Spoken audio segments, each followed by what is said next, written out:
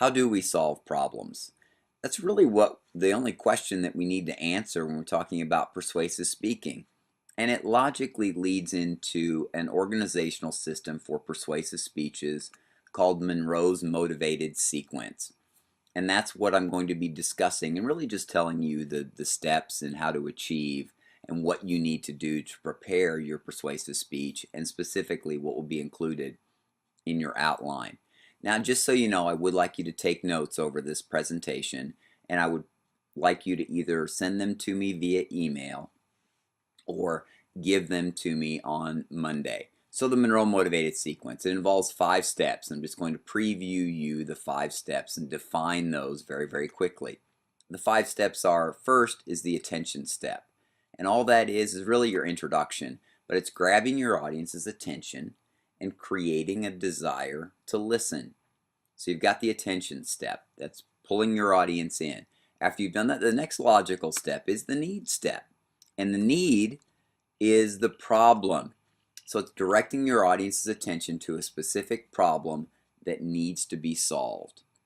What do we need to, what problem needs to be addressed in order to find some type of your next step, which is the satisfaction or the solution. So in that satisfaction step, you're satisfying the need by presenting a solution. Got our attention, you've established a problem, you've solved the problem or given us a solution to the problem, and then what we want is some kind of visualization of the future. What will happen if we do something about this? What will happen if we don't? So according to Monroe, it was a vivid picture of an improved future when the solution is implemented. So attention, needs, satisfaction, visualization, and the last step in the Monroe motivated sequence is the action step. Now the action step is challenging your audience to take action.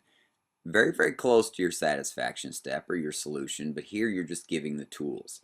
All right, so we've previewed it. Now let's go into what are these steps. Well, first of all, the attention step. And the attention step will look a heck of a lot like your introduction. In fact, it's exactly like your introduction. You've got an attention getter using one of the 8 attention getters, like asking a question, stating an unusual fact, referring to an event of historical importance, etc. Those types of things are your attention getters, pulling us into what your next part of this is topic. And if you look at this, if you look at the way it's numbered here, you've got Roman numeral 1 is the attention step, then you have A is attention getter, B topic, and so on. That's the way it should look in your outline.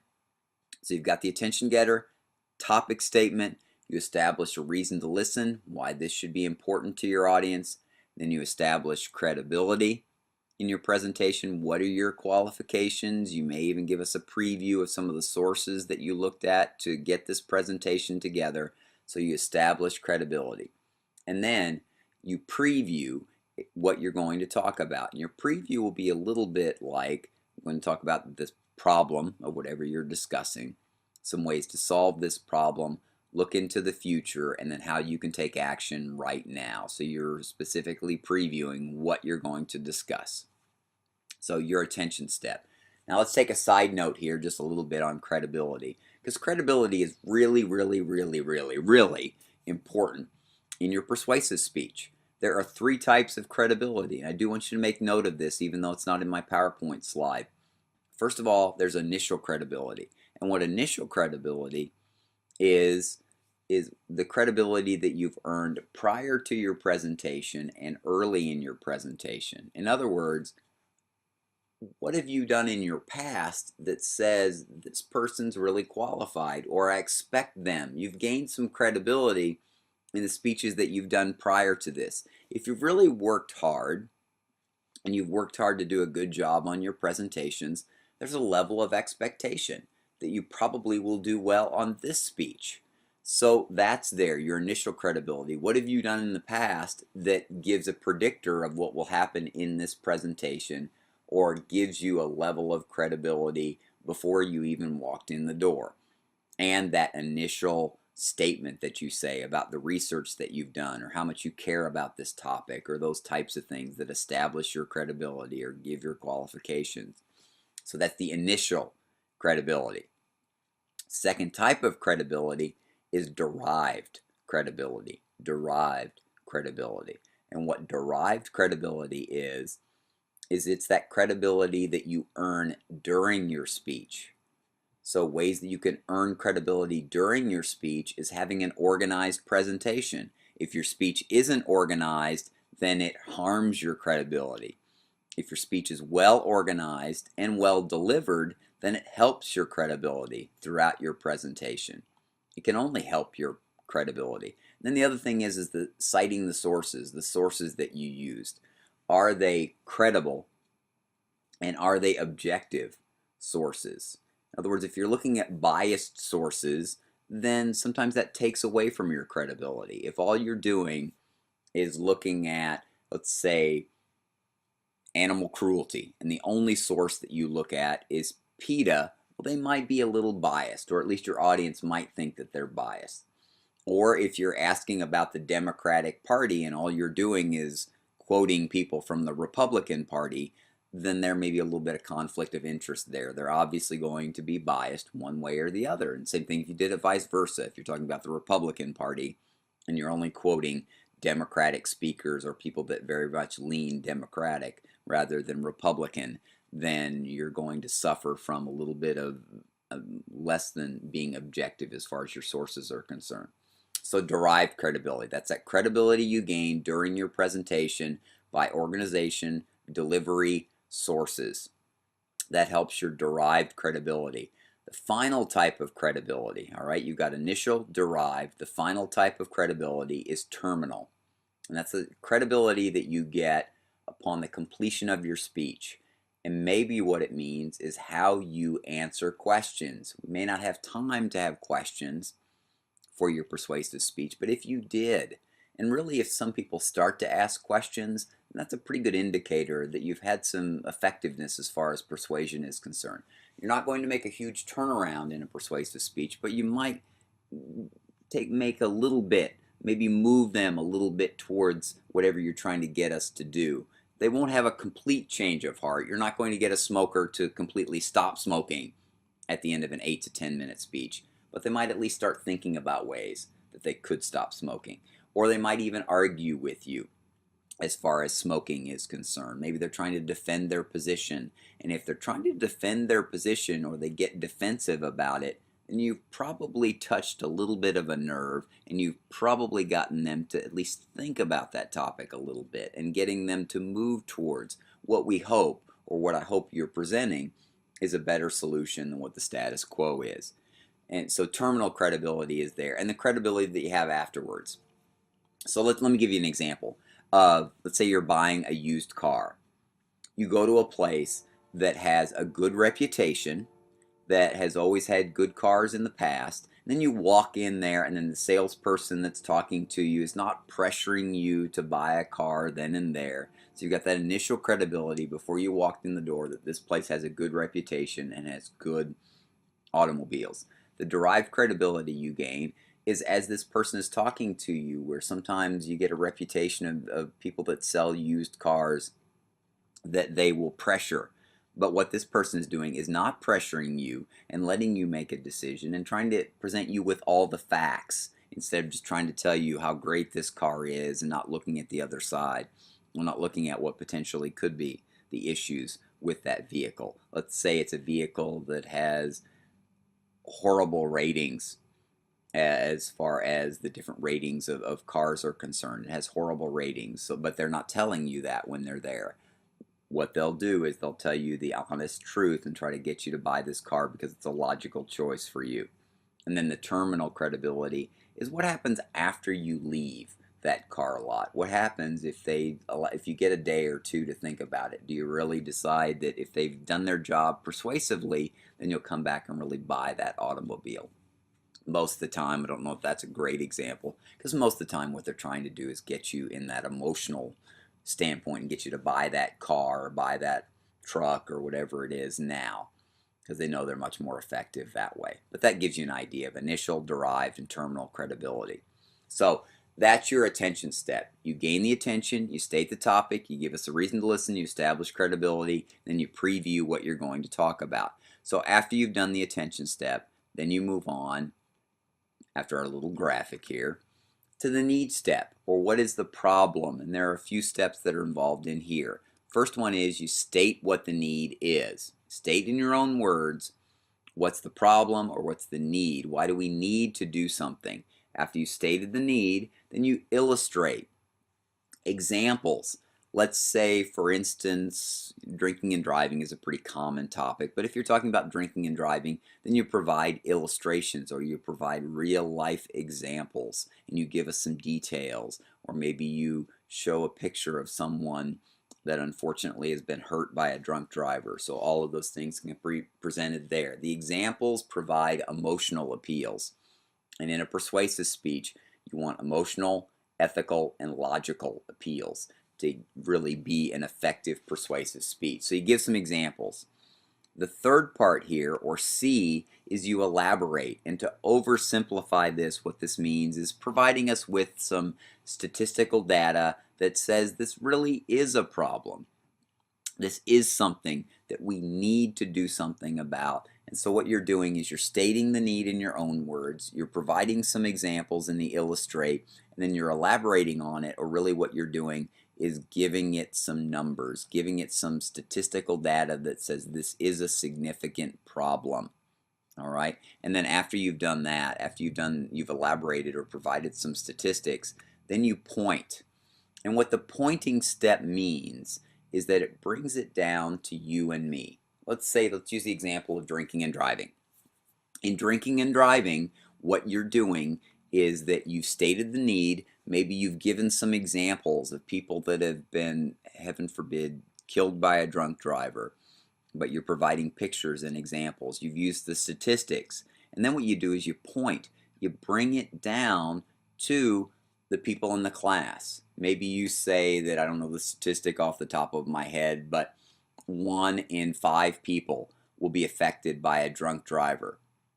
And then you have people raise their hands. So what that means is that 5 people in this class of 20 have been or will be affected by a drunk driver. To be honest with you, I think the statistics are even higher, because I know I've been affected by a drunk driver. I lost a cousin to a drunk driver in the 1970s. So, but the pointing step brings it down to you and me. Maybe it's drinking, driving statistics in Pettis County. Maybe it's even in Sedalia. I mean, bring it down to you and me. So that's the need step. Stating the need, illustrating it by using examples, elaborating by statistics, and pointing by bringing it down to a personal level. What's it mean to you and me? So that's your need step or your problem step. The third step of this process is the satisfaction step or the solution. And the solution you start off with by stating the proposition. What are you asking us to do? After you've stated the proposition, then you explain it to us. Explain that proposal. Go through the steps of that particular proposal. What do we need to do? How do we need to do it? And then after you've explained it, then you go into how does it meet the need? How is what you're presenting, how does it solve the problem? And if it doesn't, then you shouldn't be doing it. But how does this solve that particular problem? And then the last thing here is providing some examples. Examples of maybe where it's worked before. Let me back up a little bit. We'll talk about an example that I can think of in education. I've been teaching for about 20 years now. I can remember, I want to say about 12, 13 years ago, when there was a huge movement in secondhand smoke, where we started to find the dangers of secondhand smoke. We got attention to the problem, and then we went through and looked at some of the statistics of what happens or the dangers of secondhand smoke. The solution that we came up with was smoke-free campuses. And it started with, when I first started teaching, we had smoking areas. Now, I'm not trying to get on the smokers at all, so please don't take it that way. But we had these examples of what happens with the smokers. Okay, so what happens with people that inhale secondhand smoke? And what we found out is that it's dangerous to people that inhale secondhand smoke. So we got rid of designated smoking areas and actually moved them outside, and eventually move them even into automobiles. So now we have smoke-free campuses all across the United States. Here again, not getting on to the smokers, I'm just saying that was an example of where we went through this. So after you do the satisfaction, after you've provided a solution to us using those 4 steps, then you go into the visualization step. Now, you can do this 2 ways. Visualization is looking, remember, a vivid picture of the future if we do something, or on the negative side, if we don't do something about it. Personally, I prefer what if we do something about it and include a combination of the two, a positive and a negative. So the positive, the A, is what if we do something about it? What's our future look like? Listing all those benefits of what happens maybe if we, and here again, I'm not trying to get on smokers, but what if we quit smoking? What are all the benefits of quitting smoking? Well, some of the benefits, some of them are pretty obvious. Obviously, you will hopefully feel better. You will, there is that odor from smoking, so you'll smell better. You will have more energy. You'll also save more money. So there's a lot of benefits that maybe we think about or maybe we don't think about. Cigarettes are expensive. They're an expensive, it's an expensive habit. So you might talk about all the money that you will save in your visualization step. And then the negative side of it is what will happen if we don't do anything about it or we continue the status quo. So you've gone through and you visualize the future if we do something about the problem or if we don't. Now the last step in the Monroe motivated sequence is the action step. And it's going to seem a lot like your satisfaction step, but here's where you give the tools to solve the problem. So you challenge or give us an appeal of what you want us to do. You summarize your speech and give us some steps in achieving that. Then you provide a memorable statement. Let me give you a couple of examples and then we'll move on. Let's say you're asking us to take a CPR class. In the satisfaction step, you've talked about the why take a CPR class. I mean, taking a CPR class, maybe you're explaining what it entails to take a CPR class. Well, the difference between that and the action step is that in the action step, you're telling us when and where we can take a CPR class. So you're giving us the tools in the action step to solve the problem. Closely related to the satisfaction, but just slightly different in there. So let me go through here now that we've talked about the attention, the need, the satisfaction, the visualization, and the action. Let me give you some basics as far as your persuasive speech is concerned, because hopefully you've already started working or at least thinking about some of your topics and doing a little bit of research. The first thing is it's an 8 to 10 minute time limit. Shoot for that 9 minutes, and trust me, after you do all these steps, 10 minutes will seem pretty short. Also, there's a typed Monroe motivated sequence outline. Make sure that you use the Monroe motivated sequence, the outline that we've talked about in this lecture today. And it must be typed and it must be turned in no later than when you present your speech. I won't accept an outline late. So make sure you turned in a typed Monroe motivated sequence outline. It's also worth 25 points this time around, so it's worth more. The speech itself is worth 125, the outline is worth 25, so the entire speech is a 150 point presentation. So please make sure that you turn in a typed outline. You must use visual aids, whether it's PowerPoint or some other form of visual aids. Visual aids are required. Also, you must cite 3 outside sources for your presentation. So you must cite 3 outside sources. You've got to do a little bit of research. Your credibility is not just you. It has to be a combination of the research that you've done. You might have some personal examples, and that's great, and that will personalize your speech a little bit, but you have to use at least 3 outside sources. And then stay away from emotionally volatile topics. And what I'm talking about here is it's really hard to get into, even though we had an informative speech before on stem cell research, it's really hard to get into stem cell research in an 8 to 10 minute speech. It's really hard to talk about emotionally volatile topic like abortion, because there's so many emotionally volatile areas of that particular topic that I've had too many bad experiences in the past, both pro-life and pro-choice, that I've just tried to stay away from that topic. So try to stay away from those really, really volatile topics. There are a lot of important things that could be done that are not related to abortion. So look at some of those. So make sure that you know the persuasive speech requirements. So reviewing, wrapping everything up. We've talked about the steps in the Monroe motivated sequence. I want to make sure that you use all of those. And there's some examples provided online in your Angel account under example speeches.